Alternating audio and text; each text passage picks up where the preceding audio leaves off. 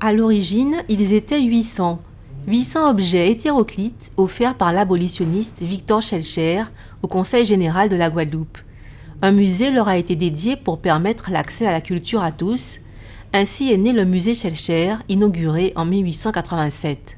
Alors, il faut savoir que ces 800 objets, depuis qu'ils sont arrivés en 1887 en Guadeloupe, ils ont malheureusement connu beaucoup de malheurs, puisqu'il y a eu d'abord un cyclone dévastateur en 1928 qui a arraché le toit du musée et qui malheureusement a causé la perte, la destruction d'un certain nombre de ces collections. Mais enfin, on a quand même une très large partie, je vais dire 80% encore, de la collection donnée par Victor Schœlcher qui est conservée et qui est restaurée depuis plusieurs années, régulièrement, tous les ans.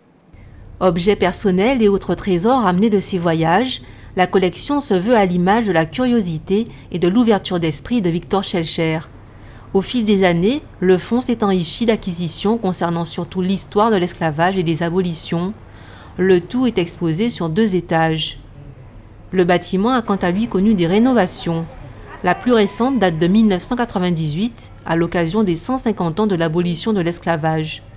Bientôt, des travaux doivent commencer ici, à l'arrière de l'édifice, afin de construire de nouveaux espaces. Des espaces pour le public, pour organiser des conférences, un peu de spectacles vivants, des expositions temporaires, ce que le musée n'a pas aujourd'hui.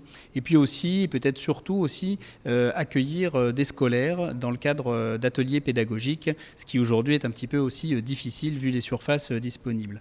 Donc ce nouveau musée va donc prendre véritablement corps cette année, puisque les travaux de construction, donc d'extension, vont démarrer à la fin de cette année, pour se poursuivre à peu près pendant 18 mois, et vont permettre à terme donc d'avoir un musée Schœlcher totalement renouvelé.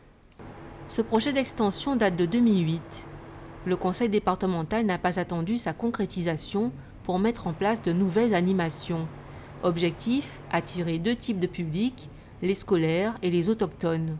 Une stratégie qui a porté ses fruits. Aujourd'hui, la fréquentation a plus que doublé, avec 8000 visiteurs par an. Dans quelques mois, l'activité du musée devrait encore se développer entre collections permanentes et expositions éphémères, tradition et modernité.